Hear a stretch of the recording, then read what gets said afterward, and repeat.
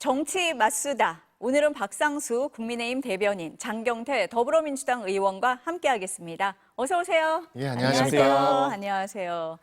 오늘은 어제 단행된 광복절 특사 얘기로 시작을 하겠습니다. 김경수 전 지사 복권이 가장 뜨거웠는데요.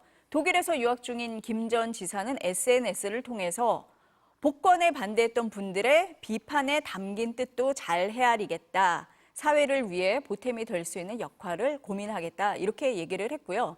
민주당 이재명 전 대표는 국민과 민주당을 위해 앞으로 더 큰 역할 해주시길 기대한다. 이렇게 얘기를 했습니다. 반면에 국민의힘 한동훈 대표 이렇게 말했습니다. 들어보시겠습니다. 공감하기 어렵다라고 생각하시는 분들이 많을 것 같습니다. 다만 이미 결정된 것이니 제가 더 이상 언급하지는 않겠습니다. 정말 뜨거운 이슈였어요. 우선 야권부터 좀 얘기를 해볼게요. 일단 민주당은 환영 메시지를 내놨는데 약간 다른 기류가 읽히기는 해요. 친문 비명에서는 향후 구심점 역할을 기대한다. 이런 의견이 많았던 것 같고요. 친명계에서는 이재명 전 대표 지지가 공고해서 대선과도 큰 영향 없다. 오히려 친문과 통합하는 계기가 될 거다. 야권의 파이가 더 커졌다. 이렇게 얘기를 많이 한 것 같은데 우선 장 의원님한테 여쭤봐야 될 것 같아요. 네, 어떻습니까? 저희는 당연히 김경수 전 지사님에 대해서 이 복권이 일어난 것에 대해서 당연히 적극 환영하고요. 다만 조금 아쉬웠던 부분들, 또 정치적 의도를 좀 의심했던 부분은 2020년 말에 사면을 추진했는데 왜 복권을 안 했으며 그 쪼개기 사면과 복권 과정이라든지 또 저희 민주당의 전당대회 과정에서 복권을 하는 것에 대해서 좀 의구심을 갖고는 있지만 어찌되건 김경수 전 지사님에 대한 복권 자체는 환영하는 바입니다. 그리고 사실 오히려 그 이외에 저희 딱 김경수 지사 한 명 빼고는 대부분 다 여권 인사거든요. 원세훈 전 국정원장을 비롯한 현기현 전 정무수석, 조윤선 전 장관에 이르기까지 정말 방대한, 제가 일일이 호명하진 않겠습니다만 전직 국회의원들과 장차관들 정말 많이 포함되어 있습니다. 다 여권 인사들, 또 심지어 윤석열 검사, 한동훈 검사 시절에 국정농단 관련된 수사로 다 본인들이 수사하고 본인들이 잡아넣었던 분들을 본인들이 지금 이렇게 사면복권하고 있거든요. 그래서 그런 어떤 정치적 의도에 대해서 저희가 의구심이 있었을 뿐이지 김경수 전 지사님에 대한 당연히 복권을 환영하고요. 앞으로 좀 여러 가지 이와 관련 사면복권과 관련된 논의도 아마 민주당과도 제대로 논의하지 않는 것으로 알고 있는데 심지어 이 집권 여당인 국민의힘과도 제대로 상의하지 않는 것 같아서 대통령께서 이 사면권이라고 하는 이 거국적 어떤 통치 행위를 하실 때는 조금 이 국가 원로부터 정당, 시민사회에 이르기까지 다양하게 좀 논의와 소통을 하셨으면 좋겠습니다. 그 민주당 내 약간의 기류 차이가 있다는 부분은 어떻게 보세요? 기류 차이는 네. 저는 못 느끼겠는데요. 어찌됐건 네. 김경수 지사님이 전 경남도지사시기도 하셨고 또 노무현 대통령의 마지막 비서관 또 문재인 대통령님과 함께 호흡을 맞췄던 의원으로서 활약을 하셨기 때문에 저희가 다소 좀 취약해 보이는 또 그런 부족한 부분들을 또 채워주는 혹은 또 외연을 확장할 수 있는 아주 중요한 계기가 될 것 같습니다. 그렇기 때문에 저희는 적극 환영하고요. 오히려 이 야권의 이견보단 여권의 이견이 더 크신 것 같아요. 그래서 여권의 이견부터 잘 정리하셨으면 좋겠습니다.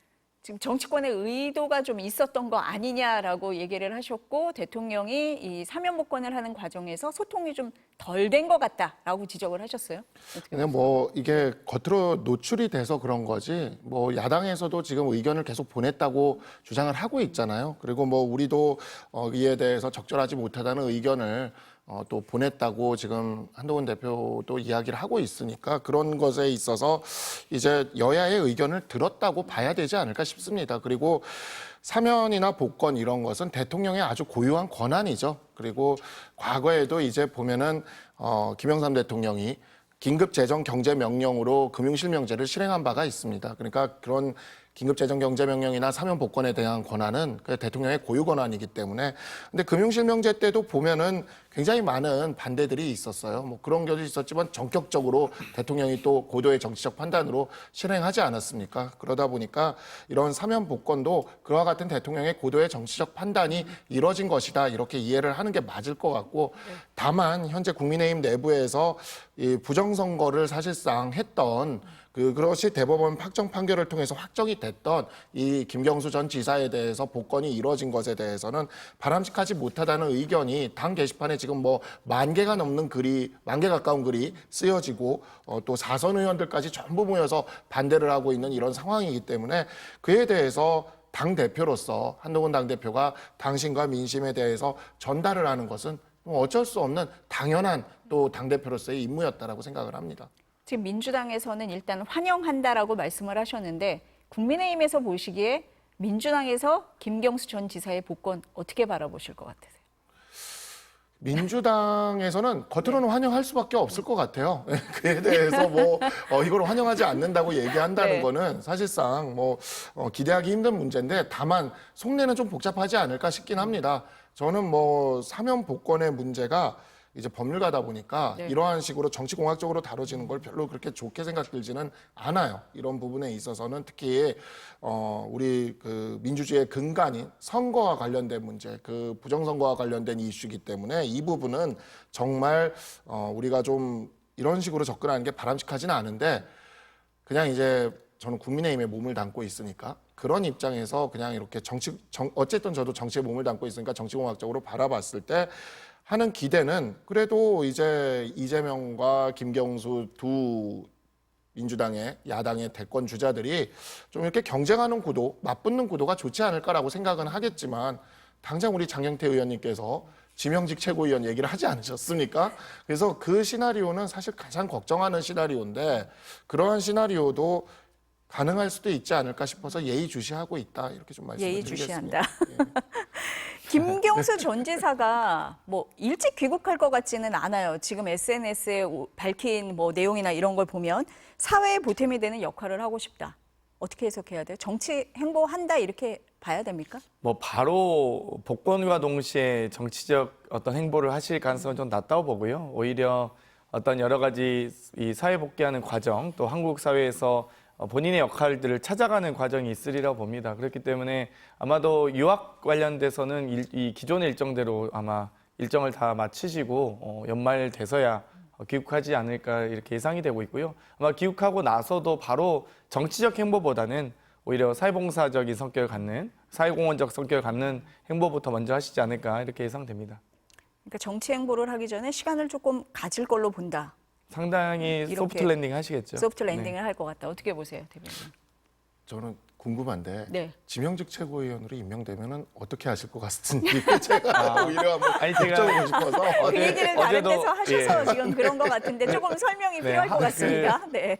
하도 네. 저희 갈라치기라든지 마치 저희가 정말 방금도 막 표현 중에 뭐 겉으로만 환영하는 거 환영한다? 아니냐라고 하셔서 네. 그럴 리가 없고 그럴 수도 없다. 오히려 어찌됐건 선거 때는 오히려 복권을 총선 전에 해주셨으면 저희 아마 부울경에서 낙동강 벨트도 꽤 이겼을 텐데 너무 아쉽습니다. 좀 더 빨리 해주시지 그랬어요. 그래서 저는 안 해주신 거라고 오히려 아마 생각하세요? 그렇게 됩니다. 그러니까 결국 이 정당과 세력은 여러 이 정치적 상징성과 이 대표성 있는 분들을 규합하고 영입해 가는 과정에서 외연을 확장하는 거거든요. 그렇기 때문에 이제 여러 선대위원장으로 모신다든지 뭐 본부장으로 모시면서 선대위를 크게 구성하죠. 보통 당원만으로 구성하지 않습니다. 선대위는 비당원도 참여할 수 있기 때문에 크게 폭넓게 구성하거든요. 그런 점에서 봤을 때 심지어 우리 당 당원인 김경수 전 지사님이 복권이 되셨다는 걸 환영하지 않을 이유가 없고요. 또 특히나 저희가 이번 낙동강 벨트에서의 성적이 조금 저조했기 때문에 오히려 지금 이 민주당 상황에서는 천군만마 같은 역할이시기 때문에 저희는 정말 대환영할 수밖에 없습니다. 정말 더 아쉬운 거는 총선 전에 복권을 해주시지 왜 이제서야 해주셔서 이런 게 오히려 더 아쉬운 거죠.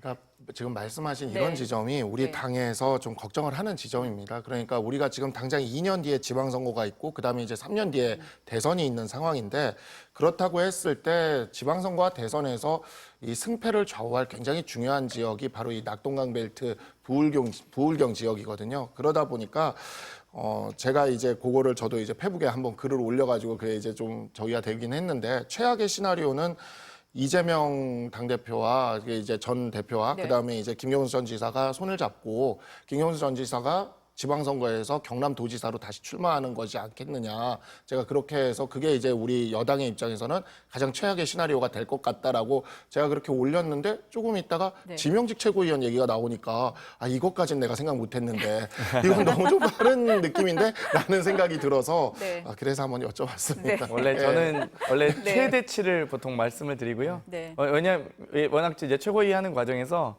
이재명 대표님이 정말 기발하고 획기적인 결단을 많이 내리셨어요. 사실 최고위원분들이 대부분 다 병립형을 주장할 때도 본인이 또 정말 고심 끝에 이 연동형을 결단을 내리신다든지 여러 가지 그런 과정들을 보면 정말 아마 획기적이고 기발한 또 다른 또 여러 가지 정치적 행보를 보이실 걸로 예상이 되는데 아마도 이제 제 입장에서는 아마 최대치 혹은 또 다양한 이 경우의 수를 말씀드리는 것이 아마 아무래도 선택의 폭이 넓어지지 않을까 이런 생각이 들었습니다. 아무튼 저희 입장에서는 총선 전에 해주셨으면 정말 감사했고 지금이라도 해주셔서 고맙습니다. 어쨌든 김경수 전 지사가 민주당 안에서 할 수 있는 역할이 다양하게 많다 이렇게 당연하죠. 좀 받아들이면 되겠네요. 당연하죠. 네. 그, 네. 그러지 않기를 바라는 게 또 우리 여당의 입장이죠. 속내가 더 복잡하세요, 여건이. 복잡합니다. 네, 복잡합니다. 근데 지금 대변인님이 그 사면 복권은 대통령의 고유 권한이고 정치적 판단이다 이렇게 말씀을 하셨는데 우리가 앞서 들었는데 한동훈 대표는 공감하기 어렵다라는 말을 광복절 특사 발표가 된 다음에도 했어요. 추경호 원내대표가 대통령 결단을 존중하고 평가한다 이렇게 말한 거하고 조금 비교가 돼 보입니다. 그 대통령실과의 확전은 피하려는 것 같은데 뒷여운은 남는다 이렇게 하시는 분들도 꽤 계세요. 어떻게 보세요? 그러니까 정확한 워딩은 이제 공감하지 않는 사람들이 많을 것이다라고 이야기를 한 거고요. 네, 본인도 포함된다고 생각하지 않겠습니까? 근데 사실 우리 당에 네. 있는 분들은 많이들 네. 지금 그렇게 느끼고 있죠. 사실은 저도 뭐 굉장히 이 복권에 대해서는 반대하는 개인적인 입장을 공개적으로 이야기를 하기도 했었고 그런 점에서 많은 그런 우려들이 당내에서 정말 저는 이제 4선 의원부터 이렇게 당원들까지 이렇게 일치단결하는 이런 사례는 많지 않았거든요. 정말 우리 당 전체에서 놓고 보면. 근데 이제 그냥 그렇게 이해를 하려고 그래요. 정말 김영삼 대통령이 그때 금융실명제를 얼마나 많은 반대 끝에 했냐. 그래도 결국에는 그게 저기를 했으니까 이것도 뭔가 대통령이 내가 알지 못하는 그런 고도의 정치적 판단이 있다고 생각해야겠다. 이렇게 생각은 하지만 한편으로는 좀 이해하지 못할 그런 지점들도 좀 있고 그런 면들이 당에서 계속 나오다 보니 당대표로서 그 부분을 그냥 언급을 하신 거고 그렇지만 그렇다고 해서 대통령의 그 결단이나 권한에 대해서 그에 대해서 문제가 있다거나 효력이 없다거나 그런 주장을 하는 건 아닙니다. 그렇기 때문에 이 부분은 그대로 있는 그대로 그냥 받아들여야 되는 문제인 것 같습니다. 법적 효력은 당연히 있는데요. 아무튼 대통령의 선택과 행동 중에 이해 안 가는 게 한두 개겠습니까? 지금 포항 앞바다에 석유 시추공 뚫는지도 정말 궁금합니다. 네. 그건 지켜보시죠. 네. 지켜보시죠. 5천억이나 쓰는지 보겠습니다. 아까 우리 네. 장 의원님 말씀하실 때 야권보다 여권이 더 복잡한 것 같다라고 말씀을 하셨는데 이런 부분도 좀 얘기가 될 것 같아요. 그러니까 저희가 어떻습니까? 정치적 네. 의도가 의심된다고 했는데 결국 이 한동훈 대표마저도 대통령의 고유 권한에 대해서 국민이 공감하지 않는다라고 못 박아 버렸거든요. 사실상 집권 여당의 대표가 대통령에게 직격탄을 날린 겁니다. 이건 엄중한 상황적 인식을 하셔야 된다 보고요. 이에 대해서 지금 대통령의 사면권이니까 존중한다? 글쎄요. 지금 당원부터 그러니까 지금 4선 이상의 국회의원과 당 대표마저도 반대하고 있다면 과연 도대체 윤석열 대통령은 누구와 상의하는 겁니까? 그러니까 정말 이런 부분들이 더 의구심이 드는 것뿐이죠. 네. 아까 두 분이 말씀하실 때 조금 언급이 된 내용이기도 한데 김경수 전 지사에게 다 관심이 이제 집중되다 보니까 사실 이번에 이제 전직 공직자 17명, 정치인 29명도 사면 복권이 됐거든요. 그 내용을 보면 아까 좀 말씀을 하셨는데 조윤선, 안종범 전 수석, 박근혜 정부 당시에 국정농단 사건에 연루됐던 인사들이 대거 포함이 됐어요. 윤석열 대통령이 검사 시절에 수사하고 기소했던 인물인데 대통령이 돼서 결과적으로 풀어준 상황이 이렇게 됐다고도 볼 수 있고요. 또 이명박 정부 당시에 국정원 댓글 여론 공작 사건에 원세훈 전 국정원장도 사면 복권이 됐거든요. 그러니까 정부는 갈등 극복이다, 국민 통합 차원이다 이렇게 얘기를 했는데 조금 지적을 하시는 분들도 많습니다. 먼저 어떻게 보세요? 그러니까 이제 저는 이제 그런 부분들에 있어서 정치인들에 대한 사면이 일반인들에 대한 사면 복권과 이렇게 기준이 다른 것에 대해서 국민의 눈높이가 맞지 않을 것이다라고 하는 지점, 그러한 부분들이 분명히 이번에 좀 국민들한테 인식되기 시작했을 것 같고, 그러한 부분을 제가 그 사면법의 절차에 대해서도 SNS에서 한번 일반 국민의 경우와 정치인의 경우가 이렇게 다를 수 있고 요건이 이런 식으로 다르게 적용될 수 있음에 대해서도 이야기를 했습니다. 실제 김경수 지사 같은 경우는 자신의 부정선거 혐의에 대해서 단 한마디의 반성도 안 했거든요. 어떻게 반성도 하지 않는 사람을, 일반인은 반성하지 않으면 복권해주지 않거든요. 근데 반성하지도 않는 사람을 이런 식으로 혐의도 아니죠. 확정 판결로 나온 그것을 이제 복권을 해준 거니까, 이러한 부분들에 있어서 국민들이 이제 느끼는 어떠한 그런 불만, 그다음에 이제 부당하다 느끼는 이런 것들이 이제 논의가 우리 정치권에서도 시작하는 그런 계기가 되지 않을까. 김경수 지사가 그러한 계기가 되지 않을까 싶고요. 아까 말씀하신 그런 또 다른 여권 쪽 인사들에 대한 복권 문제와 김경수 지사의 복권의 가장 큰 차이점은, 김경수 지사는 정치인으로서 살아있는 카드죠. 네, 그러니까 원세훈 전 국정원장이나 조윤선 전 장관이 정치인으로서 다시 돌아올 거라는 생각은 잘 안 들잖아요. 그렇기 때문에 사실 그러한 부분에 있어서 어찌 보면 정치인으로서의 역할이 다 끝난 다음에 이루어지는 어떤 사면과 복권이라는 건, 과거에 우리가 이루어졌던 그 사면 복권들을 생각했을 때 그러한 논란이 그렇게 적었는데, 지금 이 경우는 당장 다음 지방선거 대선에도 나올 수 있는 정치인으로 살아있는 사람이거든요. 문제는 근데 그렇게 선거에 나올 수 있는데 아무런 반성이 없었다. 네, 이러한 부분, 반성도 없었는데 복권이 이루어졌다. 과연 일반 국민이면 그러한가? 이러한 부분들에 대해서는 국민들이 한 번쯤 생각해 볼 계기가 될 거라고 생각합니다. 그래서 이번에 복권이 전 눈 가리게 복권이라고 하는 겁니다. 그러니까 김경수 지사 한 명의 복권을 위해서 원세훈 전 국정원장 같은 경우는 형 집행정지, 잔형 집행정지까지 하시잖아요. 잔형 집행정지 및 복권하시고요. 조윤선 장관이나 다른 현기현 정무수석 등도 이 형실효도 면제하면서 복권시켜 주시잖아요. 그러니까 지금 자녀 형량이 남아있거나 자녀 선고가 남아있음에도 불구하고 다 복권시켜주면서 저희는 딱 하나 복권, 원포인트 복권이잖아요. 그러니까 눈 가리게 복권이라고 생각하고요. 그리고 대통령의 사면권을 행사하는데 무슨 반성과 태도와 진정성이 무슨 의미가 있습니까? 지금 가석방 하는 게 아니잖아요. 대통령이 사면권 행사한다면서요. 그거 대통령의 고유 권한이라면서요. 그러면 대통령의 통치행위에 대해서 저희가 지금 이 어떤 여러 이 사면 대상에 대한 태도와 진정성을 의심해야 됩니까? 그러면 지금 원세훈 전 국정원장이 진심으로 반성하고 있나요? 지금 조윤선 장관, 현기현 정무수석이 여러 이 공천 개입에 대해서 분명히 징역 2년 선고받고 하셨는데 전 반성한다는 얘기 한 번도 못 들어봤거든요. 일일이 이야기하면 한도 끝도 없습니다. 안종범 경제수석 얘기하셨지만 원유철 전 의원, 노철래 의원, 염동열 의원, 박성원 의원, 송희경 의원, 홍일표 의원, 박종희 의원 다 국민의힘 의원님들이에요. 지금 10대 명이 지금 국민의힘 의원님들 다 풀어주고 있으면서 무슨 진정성과 사과 반성 얘기합니까? 그러니까 정말 저는 어찌됐건 대통령의 통치 권한이고 고유 권한이라는 건 존중하지만 어찌됐건 너무 눈 가리게 복권 아니냐. 딱 한 명 복권해주면서 그것도 사면하고 복권 쪼개기 복권해줘 놓고 지금 다 형 집행정지, 집행 면제, 형 선고실효 면제 다 해주고 있잖아요. 그러니까 이게 무슨 어떻게 공정한 사면입니까? 그러니까 어찌됐건 저도 공정성까지 따지진 않겠습니다. 제가 이제 윤석열 대통령에 대한 기대감이 없기 때문에 어쩔 수 없는데 어찌되었건 이 저희 내부의 소통도 중요하고 민주당 야권과의 소통도 중요한데 여당과의 소통도 대통령께서 좀 신경 써주셨으면 좋겠다. 이명박 대통령 불러서 이렇게 같이 마치 사면 회식하지 마시고 저번에 전당대 끝나자마자 무슨 낙선자 회식하고 계시고 그게 말이 되는 일입니까? 24일에 바로 하루 뒤에 지나서 그건 당대표 완전히 무능력하게 만드는 과정이잖아요. 그러니까 자꾸 이렇게 회식에만 집중하지 마시고 정말 정치적 행위 그 행보에 대해서 더 집중해 주셨으면 좋겠습니다. 이 부분은 제가 한 가지만 좀 말씀을 드릴게요. 일반적인 국민들이 사면복권을 받으려면요.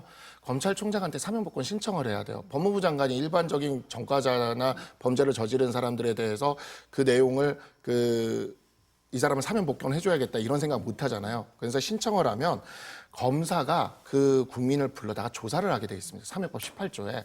그리고 조사를 하고 보고서를 쓰는데 그게 뭐냐면 자기가 형을 다 살았던 것에 대한 태도를 쓰도록 돼 있습니다. 그 태도가 뭐냐면 반성하는 태도가 없으면 일반적인 국민들은 사면과 복권을 받질 못합니다.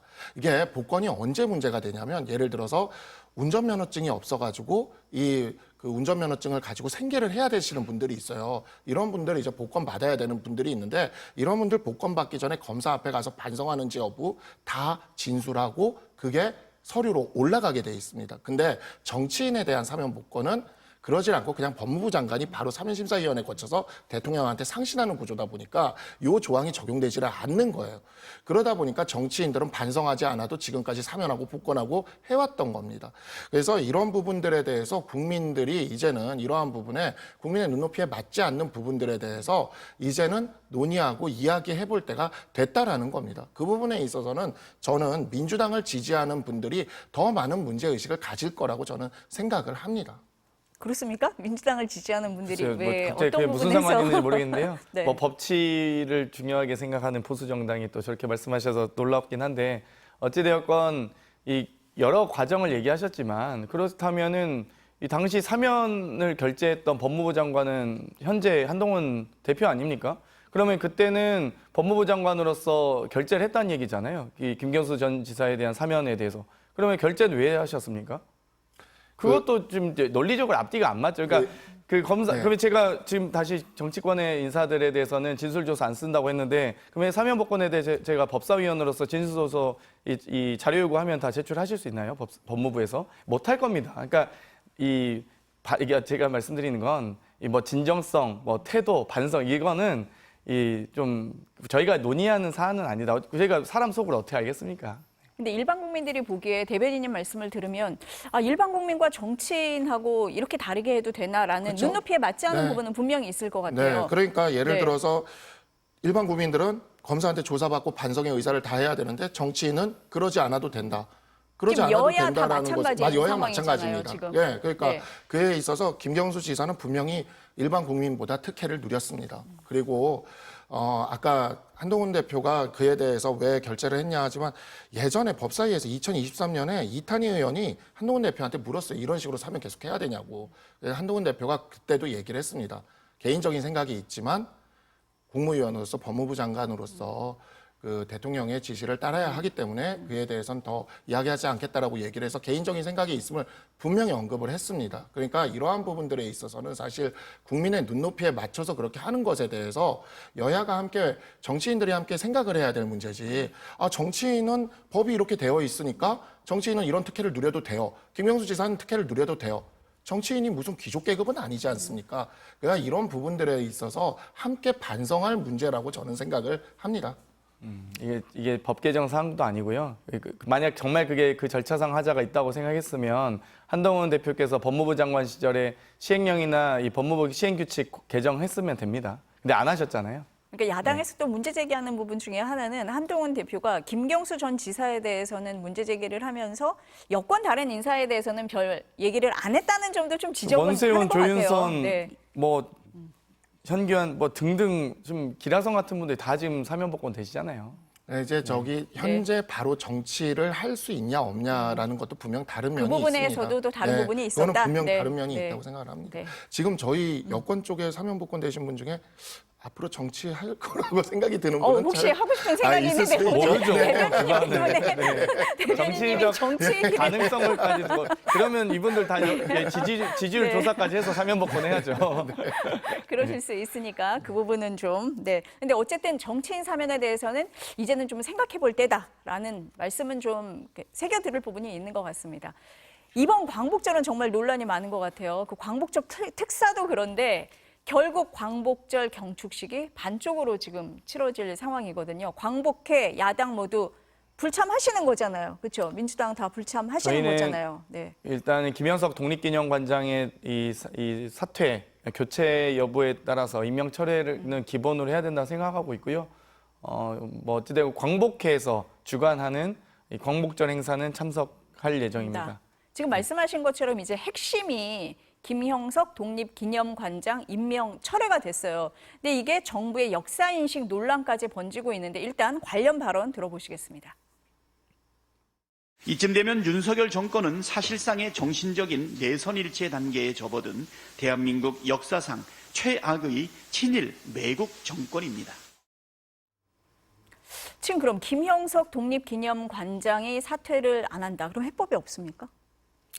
뭐 일단 버티기에 들어간다면 특별히 독립기념관에 저희 야당에서 뭐 독립기념관장을 교체하거나 탄핵할 수도 있는 것도 아니고요. 저희는 어찌됐건 계속 임명 철회를 요구할 수밖에 없는 상황이긴 합니다. 어떻게 보세요? 임명 철회를 계속 요구하는 이런 부분에 대해서. 이 부분에 있어서 그래서 네. 사실관계를 사실 어제부터 좀 파악을 해보고는 있는데 당에서는 네. 이렇게 좀 보고는 있는데 이분이 뉴라이트 활동을 했다는데 뉴라이트 활동을 했다는 내역이 없어요. 뉴라이트에서 활동했다는 분들도 이분을 잘 알고 있지도 않고 모르는 분이라 그러거든요. 그리고 그 다음에 이제 제가 이제 네이버에서 이렇게 바로 이분을 검색해가지고 이렇게 보고 바로 이렇게 말씀을 드린 건데 과거에 정일영, 이태영 민주시민상, 민주통일상을 받으셨더라고요. 그게 수상 내역에 떠 있어요, 이분 프로필에. 근데 다른 보도들을 보니까 저도 그래서 그 재단 가서 다 뒤져보긴 했어요. 근데 다른 보도들을 보니까 그 재단의 사무총장으로 있을 때 그 재단이 받은 거다라고 이렇게 보도가 나오긴 하는데 그거는 이제 팩트를 좀 한번 봐야 될 것 같긴 한데 네. 어쨌든 정일영 박사와 이태영 변호사는 정말 민주당에서 정말 좋아할 어찌 보면 민주당과 어찌 보면 결이 맞을 그렇지 않습니까? 그런 단체인데 거기에 이제 이름이 걸려 있는 그 상을 받으신 분이거든요. 그것도 평화통일과 관련된 분야에서 받은 분이에요. 남북 교류 화해 관련된 분야에서. 그래서 상당히 지금 그래서 이분이 어떤 면에서 지금 이러한 논란이 있는 건지에 대해서 저희들이 보기에는 아직 막 그게 막 보이질 않는 거죠. 그래서 민주당 쪽에서 제대로 한번 보여줘서 한번 밝혀가지고 얘기를 해줘도 좋을 것 같다는 생각이 드는데 뉴라이트라고만 하지 뉴라이트 활동을 했던 것도 아닌 것 같고 지금 현재까지는 그렇습니다. 현재까지 활동했던 내역이 하나도 나오는 게 없어요. 아닌 것 같고 그렇다고 해서 그러면 과거에 민주통일상 받을 정도의 그 활동들은 또 무엇이며 그래서 논문 내용들을 가지고 이야기를 하지만 그 논문 내용들은 전체를 또 봐야 될 부분이 또 있을 것 같거든요. 그냥 뭐 이렇게 한 단락 한 문장 한 문장만 가지고 사람 전체를 평가한다라는 것도 사실은 좀 무리가 있는 것이고 그래서 이런 부분들에 대해서는 지금처럼 이렇게 막 우리가 뭐 이렇게 그 광복절이라는 큰 국가의 행사 아닙니까? 이 행사에 참석하고 말고 막 이런 걸로 해서 정쟁으로 국민에게 비춰지는 적어도 광복절인데 그런 모습을 보이기보다는 좀 차분하게 팩트 중심으로 이렇게 접근하는 게 필요하지 않을까. 일단 우리 당에서는 지금 현재 발견했을 때는 어떤 그런 점들이 이렇게 딱 보이진 않고 있습니다. 근데 좀 파악을 해보려고는 노력하고는 있습니다. 그러니까 이런 게 문제라는 겁니다. 그동안 37년간 이 독립기념관장은 독립운동가의 후손 또는 독립운동 역사를 전공했던 분들이 관장을 해오셨습니다. 그런데 지금 무슨 뉴라이트인지 아닌지 모르겠다. 네이버 검색할 수 있는 분을 독립기념관장으로 임명한 것 자체도 문제고요. 그리고 아니 솔직히 본인도 뉴라이트 아니라고 하지만 매국노가 자기가 매국노라고 합니까? 다 당연히 아니라고 하겠죠. 부끄러운 줄 알면. 근데 이분의 논문과 칼럼, 여러 발언들을 종합해 보면 1948년 정부 수립을 건국이라고 표현한다든지 혹은 이 안익태나 백선엽 등의 어떤 친일 경력 인사에 대해서 아주 궤변적인 옹호를 한다든지 아니면 하삼 또 5.18 사건에 대해서 역사성을 부정한다든지 심지어 김영삼 정부는 누가 봐도 국민의힘 정부 아니었습니까? 근데 김영삼 정부의 역사 바로 세우기를 그 활동을 가지고 역사 전쟁을 촉발시킨 잘못된 행동이었다라고 규정한다든지 이런 여러 가지 좀 비상식적인 논리들을 많이 펼치고 계시거든요. 그렇기 때문에 저희는 그러면 이분을 어떤 근거로 독립기념관장을 임명했는지 한 10여 명의 독립기념관장 후보가 있었던 걸로 알고 있고 그 심사위원회가 독립기념관 이사회 및 감사가 심사를 하는데 임명추천위원회에서 과연 어떤 배점을 했는지 자료를 좀 공유해 주시면 아 이분이 정말 우수한 성적으로 심사를 통과했구나 혹은 경쟁자에 비해서 어떤 점이 주목받았구나를 알 텐데 전혀 깜깜이에요. 지금 뭐 거의 박문진 이사 임명하듯이 뭐 80분 만에 뭐 수십 명 하는 그런 과정이 아니잖아요. 그런데도 불구하고 지금 그럼 어떻게 어떤 과정에서 이분이 선정된지를 밝혀줬으면 좋겠는데 그런 것도 아닙니다. 그래서 과연 독립기념관장을 그동안 그래도 그나마 박근혜 정부 때도 이 국민의힘 전 의원이었던 윤주경 의원님, 윤봉길 이사의 후손 아니겠습니까? 그런 분들이 정말 독립기념 정신을 어떤 지키면서 관장을 하셨는데 독립과 관련된 아무런 연관성도 없고요. 오히려 대한민국의 독립을 오히려 슬퍼할 수도 있는 분 같아 보여요. 그렇기 때문에 오히려 일본의 식민지야지 우리가 기뻐해야 되는 건지 정말 그것도 참 의구심이 들 정도의 분인데 이런 정체성이 불분명한 분들 네이버로 검색해서 무슨 상 받았는지도 사실 잘 모르겠어요. 이 단체에 소속된 사무총장이라서 받았다고 하는데 그런 걸 개인의 마치 수상 경력처럼 이렇게 뭐 등재한다든지 이런 것들 만약에 이분이 총선 출마했으면 낙선자 아닙니까? 사실상 허위사실 공표죠. 그러니까 정말 저는 이런 부분들에 대해서 정말 정말 독립기념관장으로서 너무 적합한 인사다라고 하시면 이 평가점수표 공개하시고 심사 과정도 공개하셨으면 좋겠습니다. 그러니까 네. 그 논문을 보니까 제가 논문을 다 안 읽어봤기 때문에 저는 지금 판단을 하기가 약간 유보적으로 지금 하고 있는 건데 논문을 보니까 남강 이승훈 선생의 독립운동에 관한 연구를 하셨더라고요. 그러니까 남강 이승훈 선생 하면은 또 독립운동가로서 또 그 신앙인으로서도 그렇고 이렇게 활동을 하셨던 건데 그 논문을 쓰신 게 있어요. 그래서 독립운동에 대한 연구를 하셨던 것도 또 있고 그렇고 그다음에 이제 그 임시정부에 대해서 부정하냐? 그것도 아니에요. 임시정부를 부정하는 그런 입장인 것도 아니고 지금 발표를 하는 거를 보고 있으면은 그래서 사실 우리 당에서도 그래서 이 정말 그런 문제의식이 있고 국민 눈높이에 맞지 않는다. 그러면 우리 당에서도 목소리를 내야지라고 생각은 하고는 있는데 지금까지 나오는 걸로 봐서는 도대체 왜라는 생각이 이렇게 조금 들고 있는 거고 지금 민주당 쪽에서 이야기하는 것들도 이제 보면은 어떤 그냥 문장이나 이런 것들을 하나하나 가지고 얘기하는데 전체 맥락에 대한 이야기는 또 없고 그 부분에 대해서는 또 계속 해명을 하고 있거든요, 지금. 그래서 아직은 조금 이거는 우리가 지켜보면서 사실 그러한 부분들에 있어서 지켜보면서 여야가 지금 뭐 이런 문제 가지고 광복절에 참석하고 안 하고까지 그리고 지금 매국노라든지 뭐 내선일체라든지 한 사람에 대해서 그렇게 심하게 이야기를 하는 것이 과연 그 정도의 확신을 갖고 하는 것인가 민주당도 저는 그 부분이 약간 지금 좀 의문이 있는 거죠. 그러니까 예를 들어 명확한 게 있으면 지금 우리 당은 지금 한동훈 대표 이후에도 계속해서 국민 눈높이를 강조하고 그러한 부분에 대해서 이야기를 하고 있단 말이에요.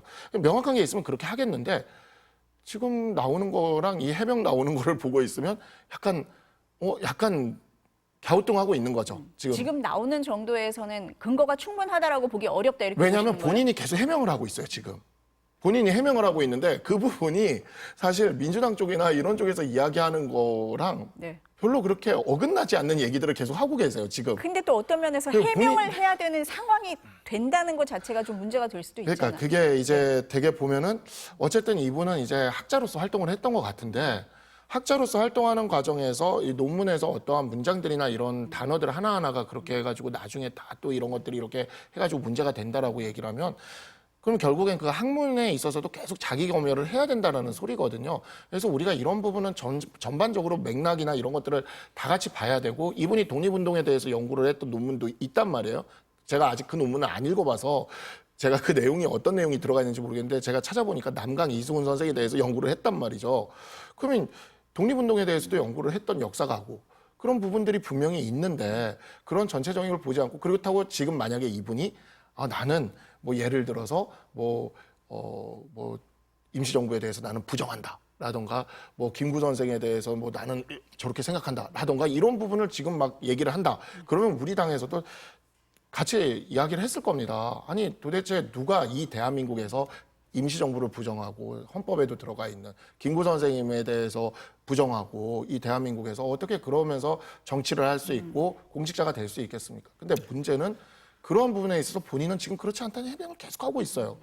그래서 그러다 보니까 지금 이 짧은 시간에 우리가 이 논문들을 다 보고 검증하기도 힘들고 이게 참 그렇긴 한데 민주당은 어떤 확신을 가지고 이러는가 싶은 생각이 드는 더 거죠. 심각하게 생각하셔야 될 건요. 민주당만의 반대가 아니라 여러 37개인가요? 독립운동 단체들이 모두 반대하고 있고 심지어 윤석열 정권에서 인선한 이종찬 광복회장마저도 광복절 행사 지금 참석하지 않겠다는 거잖아요. 독립기념관에서 주최하고 주관하는 행사에 대해서는. 그건 정말 심각한 겁니다. 그러면 아니 지금까지 광복회가 없이 광복절 행사를 한 적이 있습니까? 아니 말이 안 되죠, 이건. 정말 이런 사상 초유의 사태가 있는데도 지금 왜 민주당이 비판하는지 모르겠다? 아니 사실 대변인께서 그걸 검증하실 분은 아니시기 때문에 대변인께서 다 모르실 수 있죠. 하지만 최소한 독립기념관장 인사위원회에서는 최소한 인사추천위원회에서는 제대로 검증을 하셨어야죠. 그리고 그 과정에 사실 이종찬 광복회장님도 그 인사추천위원회 소속된 위원 아니십니까? 그런데도 불구하고 광복회장님마저도 부적격 인사를 주셨는데 이종찬 광복회장을 민주당에서 추천한 게 아니잖아요. 윤석열 정권에서 인선하신 분이잖아요. 그런데도 불구하고 이분마저도 너무 심하다 이건 좀 적당하게 해야겠다라고 생각하시고 최하점 주신 거 아닙니까? 그런데도 불구하고 임명을 강행하는 것 자체가 좀 문제라고 보고요. 또 민주당의 주장이든 광복회 주장이든 다 깡그리 무시하시고 계속 정권을 운영하실 거면 그렇게 하시는데 저는 어찌됐건 이 과정마저도 좀 투명하게 공개하셨으면 좋겠습니다. 지금 이제 이종찬 광복회장 말씀을 하셔서 어제 MBC에 출연을 하셨는데요. 그 현대판 밀정, 뉴라이트라는 표현을 하셨는데 이렇게 규정을 했습니다. 들어보시겠습니다. 대개 48년도 건국했다고 주장하는 사람은 일단 밀정으로, 뉴라이트라고 생각해도 돼요. 또 일제시대가 더 좋았다고 생각하는 사람도 뉴라이트가 좀 생각해도 되고. 네. 당신 뉴라이트 아니요? 그러면 시인한 사람이 한 사람도 없어요. 자기가 밀정이라고 시인한 사람 있을 수가 없잖아요. 지금 이제 이렇게 말씀을 하신 거예요. 어떻게 보세요?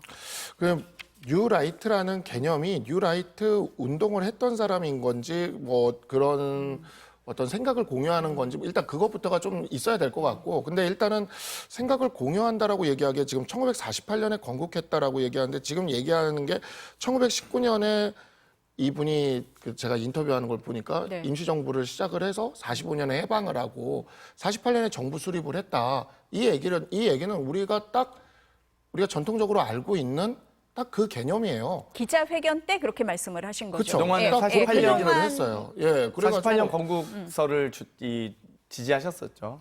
근데 대한민국 정부 수립이죠. 정부 수립이고 헌법 그렇게 하면은 이제 7월에 그 헌법이 재헌절이 이제 7월에 있거든요. 재헌절이. 그렇죠. 그리고 그 앞에 50 총선거가 있고 네.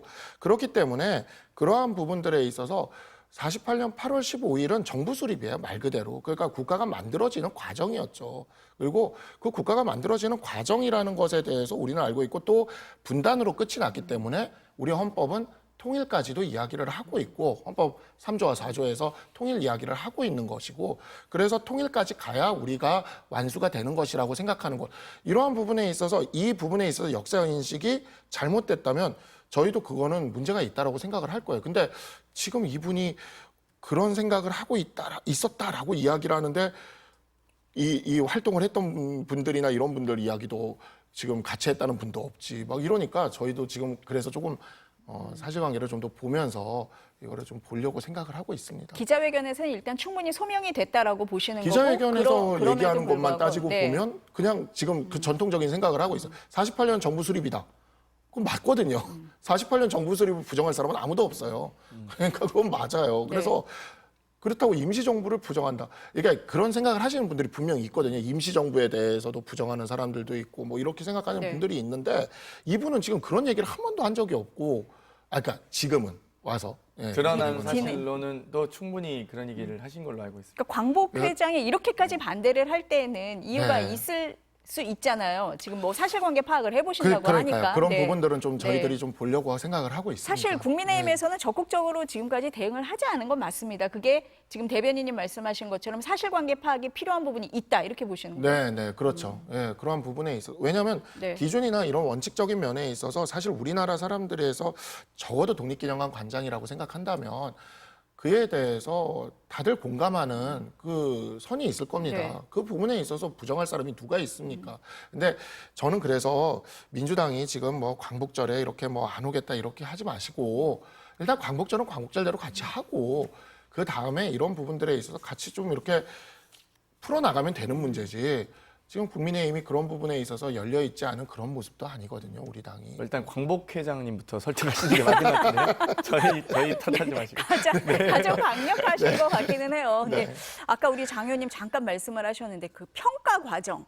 그럼 네. 어떻게 임명이 됐느냐? 이제 MBC를 비롯해서 몇몇 언론이 그 평가 점수표를 봤더니 조금 석연치 않은 부분이 있다 이런 지적들을 하고는 있어요. 심사위원이 어떻게 선정이 됐느냐, 배점은 어떻게 됐느냐. 그래서 광복회에서는 법적 판단을 받아보겠다 뭐 이런 말도 했단 말이에요. 네. 그런 부분에 대한 검증 이것도 필요하다고 보시는 겁니까? 그러니까 지금 심사위원들이 뭐 보험부 간부라든지 뭐 여러 가지 지금 이승만 연구소 연구 교수라든지 뭐 사회복지학과 교수, 경영학과 교수, 미술대학원 교수, 역사와 관련된 분들이 거의 없으시거든요. 사실상 없다시피 한 이런 심사위원들을 대상으로 심지어 그리고 대표성이 있는 광복회장님이 극구 반대하시는 분을 임명을 강행한 이유가 전 도대체 이해가 안 가지 않습니다. 그러니까 심사위원회 구성도 그렇고 이 선정 과정도 그렇고요. 아무튼 좀 너무 의구심이 많이 드는데 이제 언론 취재 과정에서 약간씩 흘러 나오는 소스들은 있는데 공식적으로 국회에 보고하시고 공개하시는 것도 좋을 것 같습니다. 조금 더 투명하게 네. 좀 공개를 하면 좋겠다라고 하시는 것 같습니다. 논란이 또 있는데 대통령실 인사 이것도 논란이에요. 지금 안보실장과 국방장관이 전격 교체된 데 대해서 대부분 언론이 비판을 하는데 보수 언론도 지금 예외가 아닌데 안보실장 교체가 너무 잦은 거 아니냐. 미국 대선을 앞두고 있는데 외교관이 아닌 군 출신으로 교체한 거는 문제 아니냐. 돌려막기 인사다. 시기나 내용에서 좀 납득하기 어렵다라는 지적이 많습니다. 어떻습니까? 그 대통령의 인사권이다 보니 또 대통령께서 이 부분에 있어서 뭐 또 정무적 판단을 하고 하는 그런 인사권 행사기 때문에 네.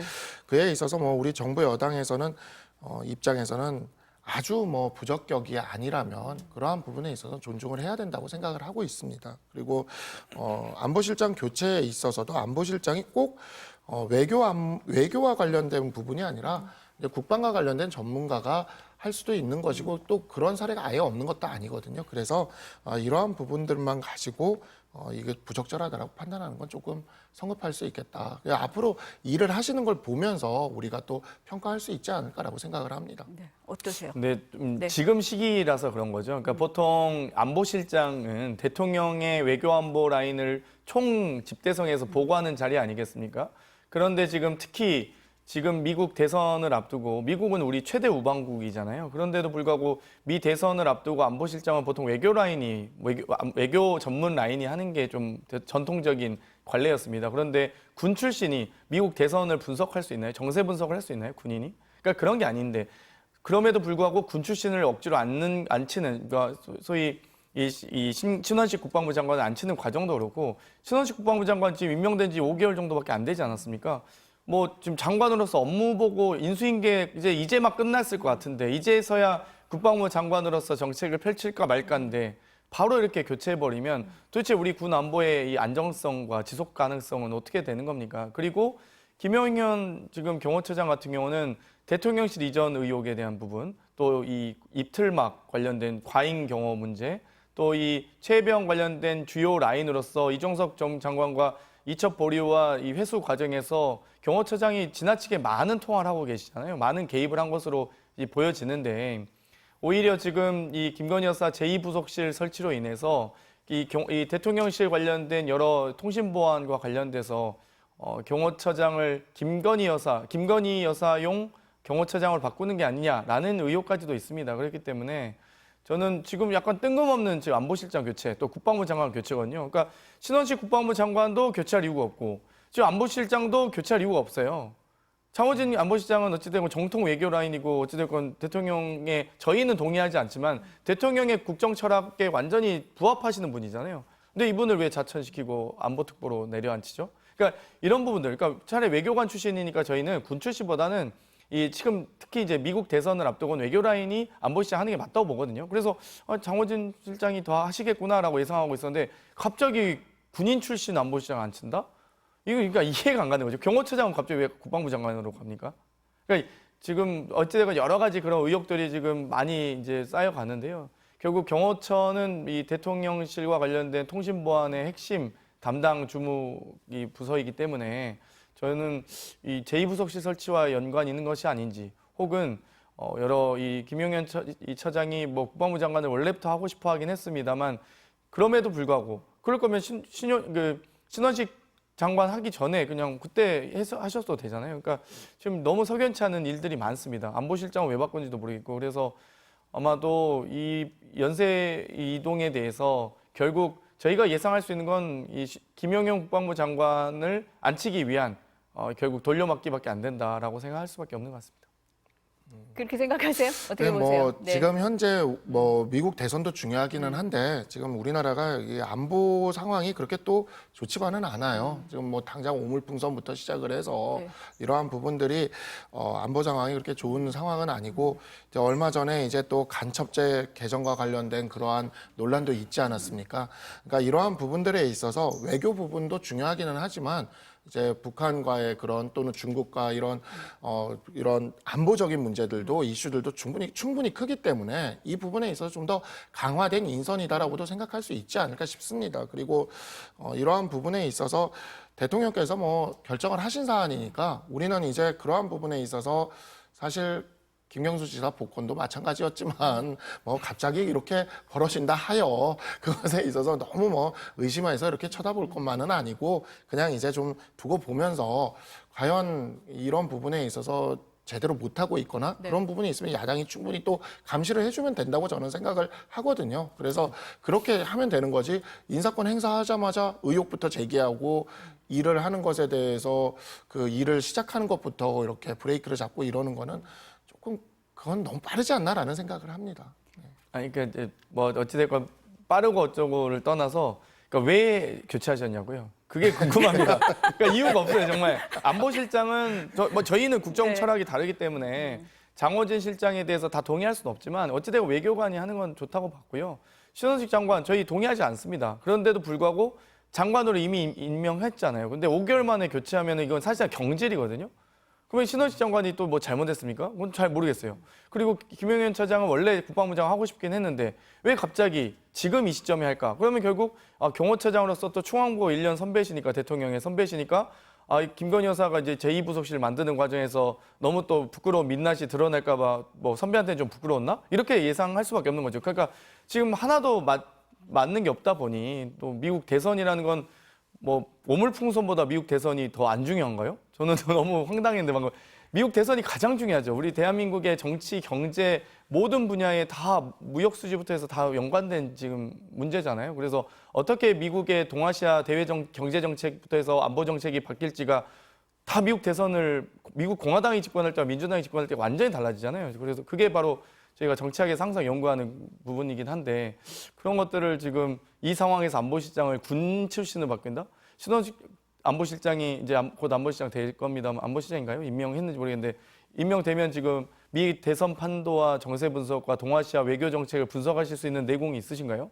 아니 없고 제가 보기엔 그래서 그 이유를 정말 모르겠습니다. 지금 말씀하시는 거 보니까 김용현 경호처장 지금 이제 국방부 장관 후보자에 대한 야당의 공격이 좀 매서울 것 같아서 인사청문회가 시끄러울 것 같다 이런 생각이 듭니다. 네, 오늘 말씀은 여기까지 들어야 될 것 같습니다. 감사합니다. 고맙습니다. 네.